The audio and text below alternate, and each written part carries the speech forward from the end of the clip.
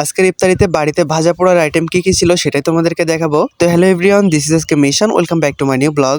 যতদিন যাবে তত ভাজা পোড়া খাওয়া কমে যাবে, কারণ এত পরিমাণ গ্যাস হচ্ছে, ভাজা পোড়া খেয়ে সহ্য করা যাচ্ছে না। তো প্রথমে দেখতে পাচ্ছ কিছু ফ্রেঞ্চ ফ্রাই রয়েছে। এটা বানানোর কোনো ইচ্ছাই ছিল না, কিন্তু বেসন বেঁচে ছিল, এই জন্য ভাবলাম যে বেসনটুকু নষ্ট না করে একটা আলু কেটে ভেজে নিই, তাহলে বেসনটুকু নষ্ট হবে না আর আমাদের ফ্রেঞ্চ ফ্রাই হয়ে যাবে। তারপরে এটা দেখতেছো বেগুনি। আজকে আমি বেগুনিতে চাউলের গুঁড়ো দিছি, এত পরিমাণ মুসমুসে হয়েছিল। তো আপনারা যারা বেগুনি অনেকটা সময় ধরে মুসমুসে রাখতে চান তারা অবশ্যই বেসনের সাথে একটুখানি চাউলের গুঁড়ো দিবেন। এই যে আমার পছন্দের আলু চপ, যেটা কিনা আমি অনেক বেশি পছন্দ করি, কিন্তু এটা বানাতে যে আজকে আমার অনেক ঝামেলা পোহাতে হয়েছে। আলুর ভর্তা সাধারণত সফট এবং ড্রাই হয়, কিন্তু আজকের আলুটা যখন আমি ভর্তা করতে যাচ্ছিলাম, ভাইরে ভাই কি কব, মনে হচ্ছিল আমি ঢেঁড়স চটকাচ্ছি। মানে আলু সেদ্ধ করার পরে যে এতটা নাল হয় সেটা আমি কখনোই দেখিনি। সমস্ত কিছু আমি একটু ভেঙে ভেঙে দেখাচ্ছি কেমন সফট হয়েছে, কেমন সুন্দর হয়েছে সেটা। এই ভিডিওটা করা হয়েছিল ইফতারির 3 থেকে 5 মিনিট মতন আগে। এত তাড়াতাড়ি করে করছি কি বলবো, মানে মোবাইলটা রিং লাইটে কোনো রকম বাঁধা হয়ে আমি যেমনে সামনে করে ভিডিও করছি। আরো অনেক ধরনের আইটেম ছিল ইফতারিতে, শুধু আমি ভাজা পোড়ার আইটেম গুলো তোমাদেরকে দেখালাম।